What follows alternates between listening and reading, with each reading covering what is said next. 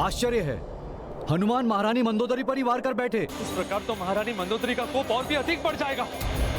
आशा है हनुमान स्वयं के लिए और अधिक संकट उत्पन्न नहीं करेंगे।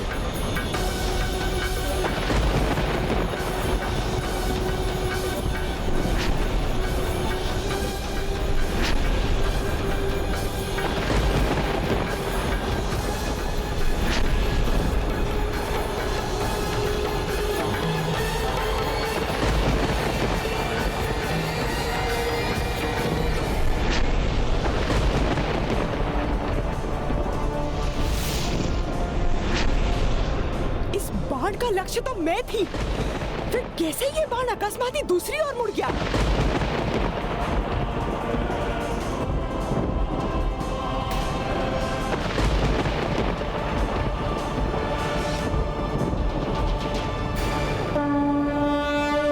रावण वध से कुपित खड़ी थी, शाप की हठ पतिव्रताड़ी थी। सिद्ध की कपि मंदोदरी आगे, मर्यादा श्री राम नाला।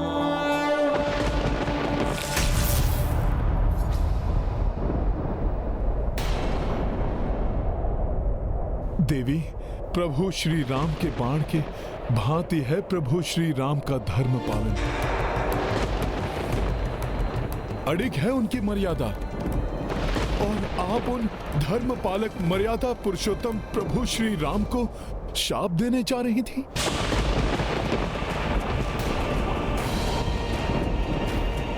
देवी, आप स्वयं देखिए, जिन प्रभु का बाण भी किसी निर्दोष पर वार करने से पूर्व ही दिशा बदल लेता है, यहां तक कि धरती पर उगी हुई घास को भी हानि नहीं पहुंचाता, तो ऐसे धर्म पालक प्रभु श्री राम कैसे कोई अधर्म कर सकते हैं? ढोंग है ये धर्म पालन का।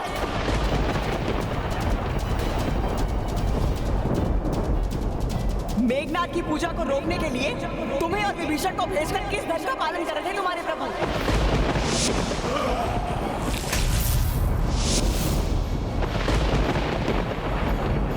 लंकेश का मृत्यु बाण चुराने के लिए तुम्हें भेजना क्या अधर्म नहीं था? लंकेश की नाभि पर वार करना धर्म संगत था क्या?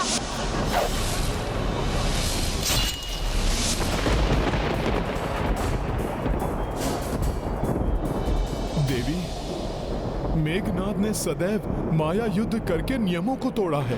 पूजा के द्वारा वो और मायावी शक्तियां अर्जित करना चाहता था, इसीलिए उसे रोकना आवश्यक था देवी।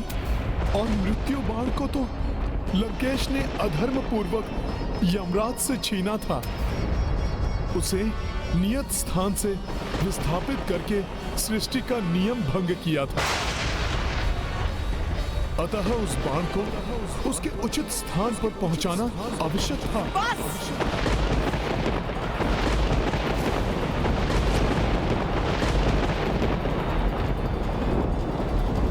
कपट पूर्वक धर्म और मर्यादा की सीमाएं लांघने वाले तुम्हारे प्रभु और तुम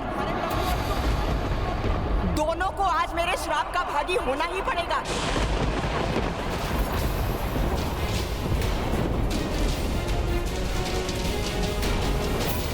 देवी, आपने सत्य कहा। कदाचित प्रभु ही अधर्मी हैं, अमर्यादित हैं। प्रभु स्वयंवर में विजयी होने के पश्चात भी उन्होंने विवाह करने से मना कर दिया था, क्योंकि उन्होंने पिता से आज्ञा नहीं ली थी। पिता के दिए वचन को पूर्ण करने के लिए राजपाट का त्याग, ये अधर्म था देवी।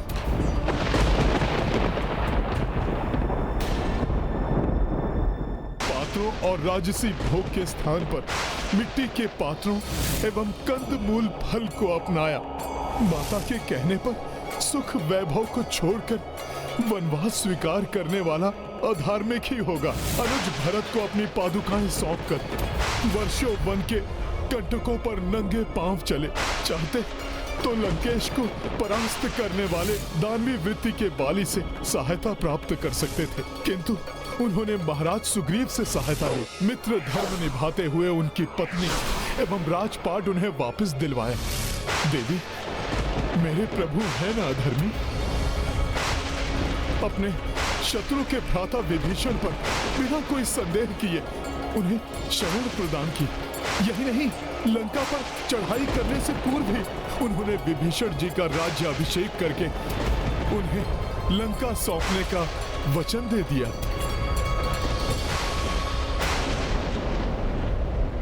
जिससे कि कोई ये आक्षेप ना लगा सके कि उन्होंने अपने राज्य विस्तार के लिए लंका पर चढ़ाई की। देवी, बार बार अधर्म किए हैं प्रभु ने, है ना देवी?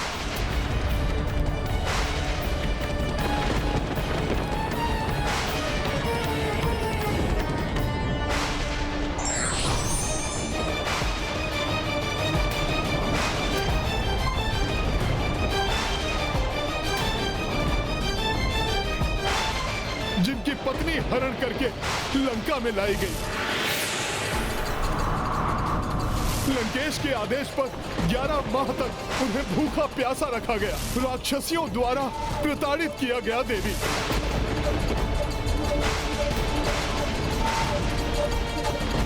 सब कुछ जानते हुए भी प्रभु ने लंकेश को बार बार संभलने के अवसर दिए। पहले मुझे भेजा, फिर अंगद को, यहाँ तक कि अंतिम युद्ध से पूर्व भी प्रभु ने लंकेश को संदेश भिजवाया कि माता सीता को ससम्मान लौटा दें, जिससे कि युद्ध की विभीषिका से लंका अनाथ न हो जाए। क्या ये भी अधर्म था देवी? अपनी पत्नी को रक्षराज के चंगुल से मुक्त कराने के लिए प्रभु लंका आए। देवी बताइए, क्या अधर्म किया प्रभु ने?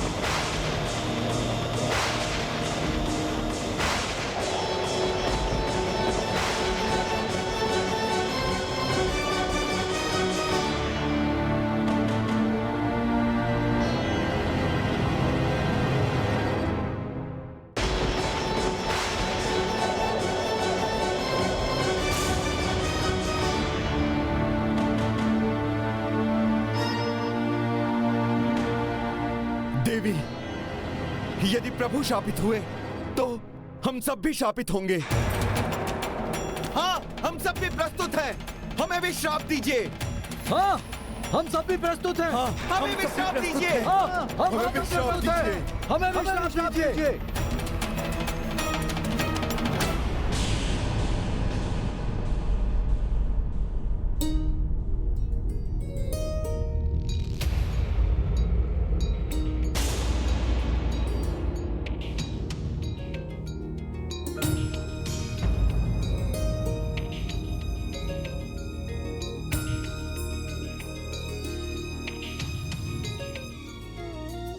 एक पर स्त्री की परछाई के भी स्पर्श से दूर हट जाने वाले, कभी किसी पराई स्त्री की ओर दृष्टि तक ना उठाने वाले, बताइए देवी, प्रभु श्री राम अधर्मी हैं, अमर्यादित हैं, है ना देवी?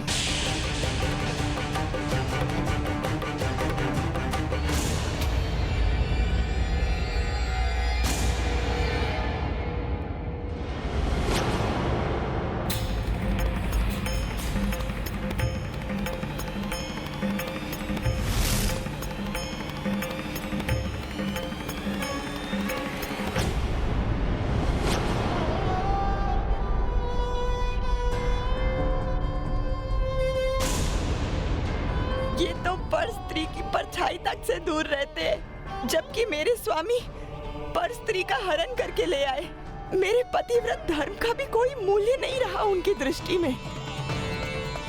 क्या ऐसे श्रेष्ठतम धर्म का पालन करने वाले प्रभु श्री राम को आप अधर्मी समझती हैं, जो उन्हें आप शाप देना चाहती हैं?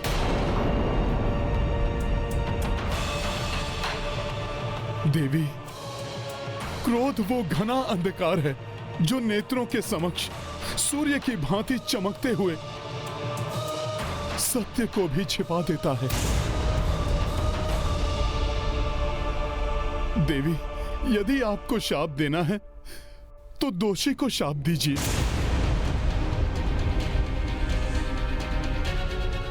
निर्दोष को शाप देना अधर्म है।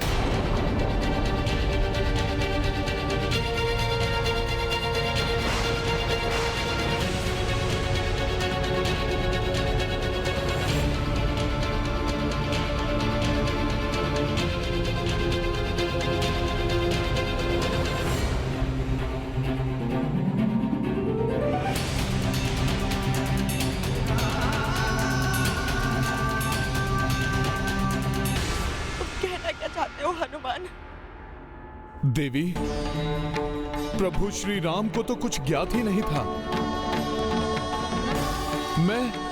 मैं स्वयं गया था मृत्यु बाण लेने।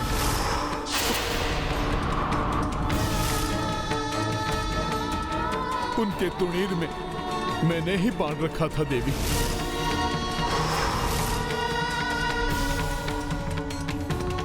उन्होंने उस बाण को लंकेश के वक्ष पर चलाया था, किंतु उस बाण की दिशा परिवर्तित हुई मेरे वेग से।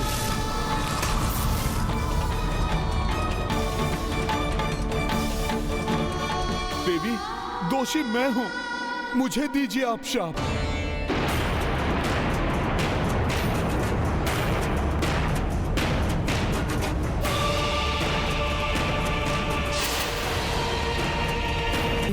दोषी मैं हूं, आप मुझे दीजिए शाप।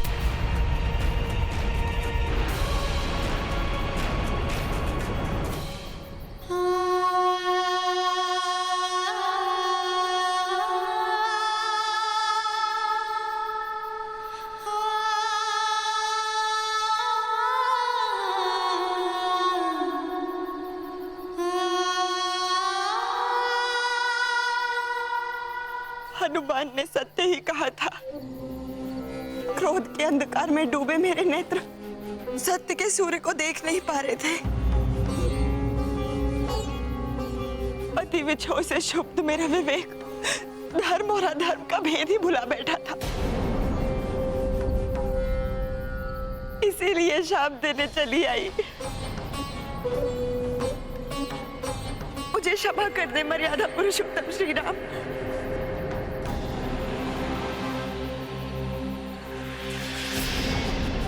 कर्मों का फल तो सबको भोगना ही होता है।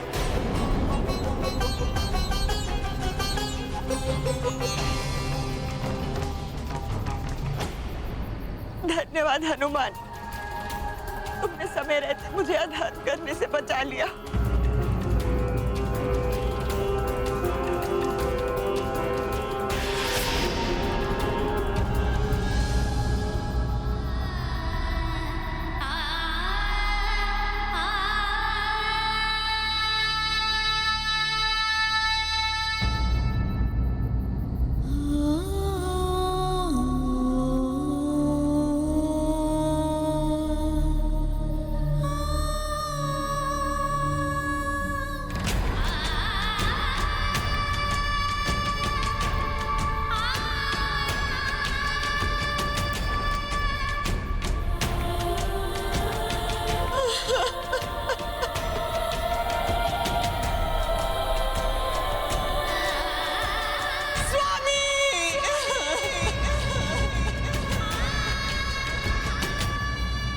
भले ही मंदोदरी ने इन्हें क्षमा कर दिया हो, लेकिन मैं इन्हें क्षमा नहीं करूंगा।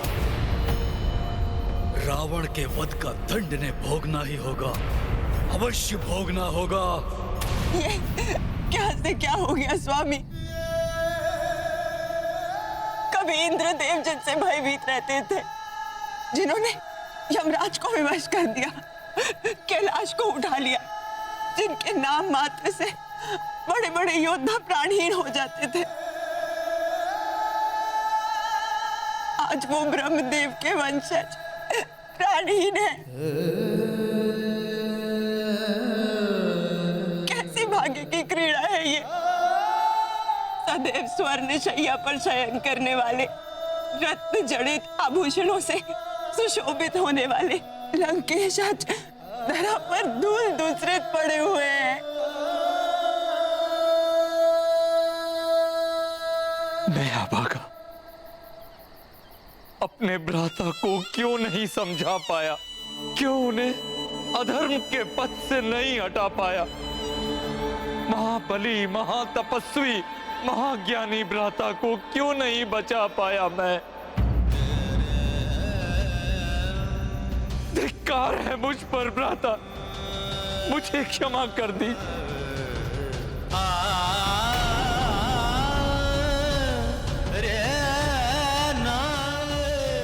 आप दोनों ही नहीं, सारा संसार लंकेश रावण के शौर्य एवं विद्वत्ता से परिचित था। उनका शौर्य तो युगों तक जीवित रहता है। रावण जैसे पराक्रमी के लिए इस प्रकार शोक व्यक्त करके आप इनकी महानता को क्षीण कर रहे हैं। रावण जैसे शूर वीरों की मृत्यु पर विलाप करना पवित्र धर्म शास्त्रों के अनुसार भी वर्जित है। विभीषण जी, देवी मंदोदरी, आप दोनों के लिए यह दुख हृदय विदारक है, किंतु अब इस शोक से उबरकर इन महायोद्धा की अंत्यक्रिया के लिए क्या उचित व्यवस्था करना है, उस पर विचार कीजिए। जिस दृढ़ इच्छा शक्ति से भ्राता रावण शत्रु पर घात करते थे, उतनी ही पवित्रता के साथ वो धार्मिक अनुष्ठानों एवं विधि विधान का अनुसरण भी करते थे। अतः प्रभु, मुझे अनुमति दीजिए कि मैं अपने भ्राता के पार्थिव देह का अंतिम संस्कार पूर्ण विधि विधान के साथ कर सकूं। शत्रुता मात्र तब तक रहती है जब तक शत्रु जीवित रहता है। एक महायोद्धा, महान रक्त सम्राट की अंत्येष्टि पूर्ण सम्मान एवं विधि विधान के साथ आपके द्वारा ही संपन्न की जाएगी। विभीषण जी,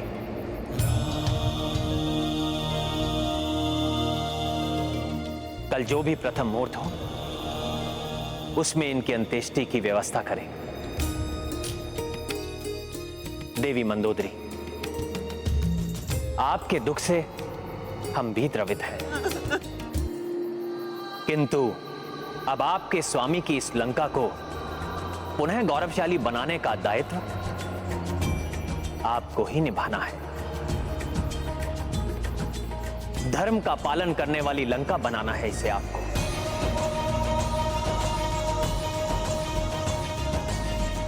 मैंने विभीषण जी को राजा बनाने का वचन दिया है। इस युद्ध से पूर्व ही मैं आपका राज्य अभिषेक कर आपको लंका का राजा घोषित करूंगा, परंतु आपका पद एवं वर्चस्व पूर्व के समान ही होगा। आप राज कार्य में पूर्ण स्वतंत्रता के साथ हस्तक्षेप कर सकती हैं। ये राज्य मुझसे प्रथम महारानी मंदोदरी का ही रहेगा। राजकाज पर इनका पूर्ण नियंत्रण बना रहेगा, किंतु अभी सर्वप्रथम भ्राता रावण की अंत्येष्टि की व्यवस्था करनी है।